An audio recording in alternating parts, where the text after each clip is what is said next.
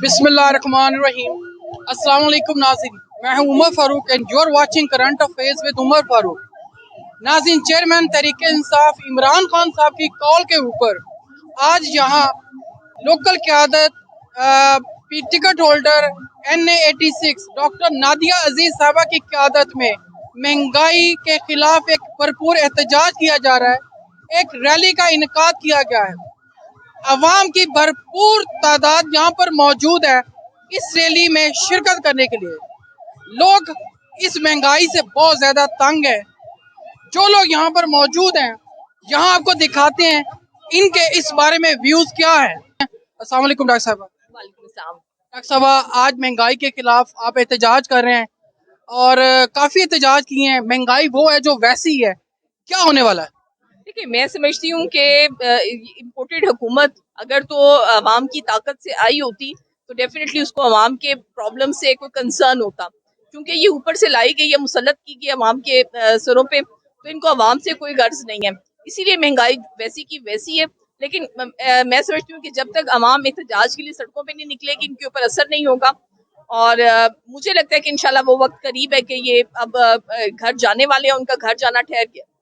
Doctor साहब, government ये कहती है कि क्योंकि इमरान खान साहब ने मुआहदे ऐसे कर लिए थे IMF के साथ कि हमारी मजबूरी है पेट्रोल बढ़ाना, गैस बढ़ाना, बिजली बढ़ाना, आप इससे मुत्तफिक हैं? मैं इससे बिल्कुल मुत्तफिक नहीं हूँ। अगर आपको इल्म हो तो जो IPPs के साथ इन्होंने जो बिजली बनाने वाले जो हमारे वो जो ऑर्गेनाइजेशंस होती हैं जो बना रही होती हैं बिजली, उनके साथ जो माहदे इन्होंने किए थे नून लीग ने, वो बहुत महंगे थे। और PTI की गवर्नमेंट ने उसको निगोशिएशंस करके उनके ऊपर उनसे कंसेशंस लिए। तो मैं समझती हूँ कि PTI की हुकूमत ने पूरी कोशिश की है कि वो अवाम को रिलीफ दे सके। बिस्मिल्लाहिर्रहमानिर्रहीम। आज का ये एहतजाज कायदे तहरीक इंसाफ जनाब इमरान खान की कॉल पे किया जा रहा है, जिसकी क़यादत मेट्रोपॉलिटन की प्रेसिडेंट NA84 की उम्मीदवार कौमी असम्बली मोहतरमा डॉक्टर नादिया अजीज़ की क़यादत में इस मुल्क में कमर तोड़ महंगाई के खिलाफ बहुत अजीमुशान रैली निकाली जा रही है। इस हुकूमत ने जो इम्पोर्टेड हुकूमत है, अवाम का जीना दोबर कर दिया है। लोग खुदकशियों पे मजबूर हैं। बिजली पेट्रोल इतनी महंगी हो गई है। अवाम अब इंशाल्लाह सड़कों पर निकल आए हैं। अब ये आखिरी हल इसका फेयर एंड फ्री इलेक्शन होगा और हम उम्मीद रखते हैं कि इंशाल्लाह ताला इस मुल्क में अब इलेक्शन होगा, जनरल इलेक्शन होगा और एक बार फिर PTI 2/3 अक्सरियत से अपने कायद इमरान खान को इस मुल्क का वजीर आजम बनाएगी और पंजाब में भी इंशाल्लाह ताला पाकिस्तान तहरीक इंसाफ की हुकूमत होगी। अवाम को उसी तरह रिलीफ मिलेगा, उसी तरह पेट्रोल और आटा और चीनी उसी तरह सस्ती होगी इंशाल्लाह ताला। और एक बार फिर मैं ये कहूँगा कि आज का ये जो जमे गफीर है, ये रैली है, इंशाल्लाह ताला इस हुकूमत की पीठ पे आखिरी कील साबित होगा।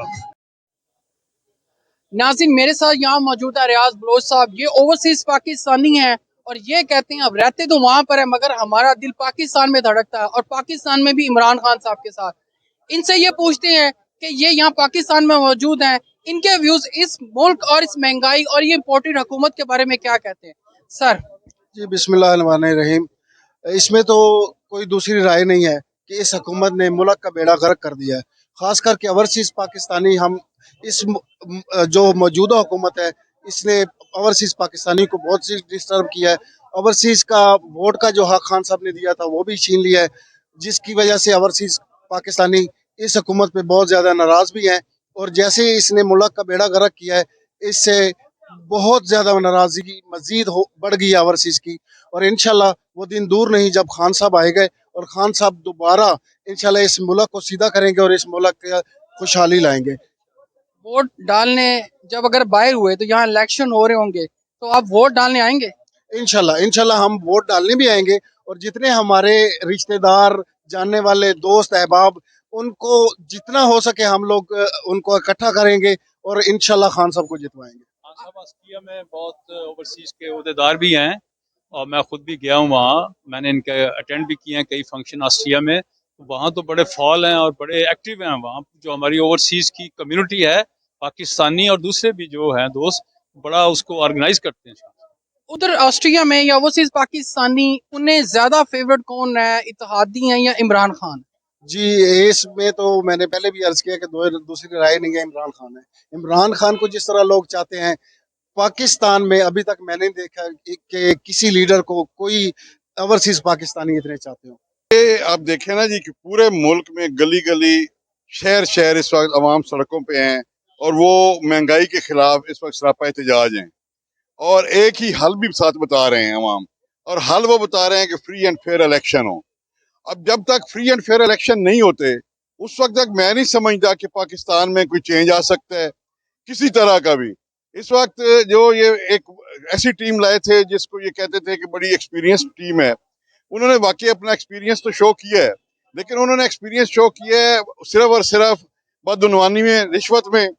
उन्होंने अपने मुकदमात खत्म करवाए हैं, उन्होंने नैब के कानून में तरमीम की है और उन्होंने सिर्फ पैसा जो है उन्होंने बनाया हुआ था उसको उन्होंने हड़प किया है।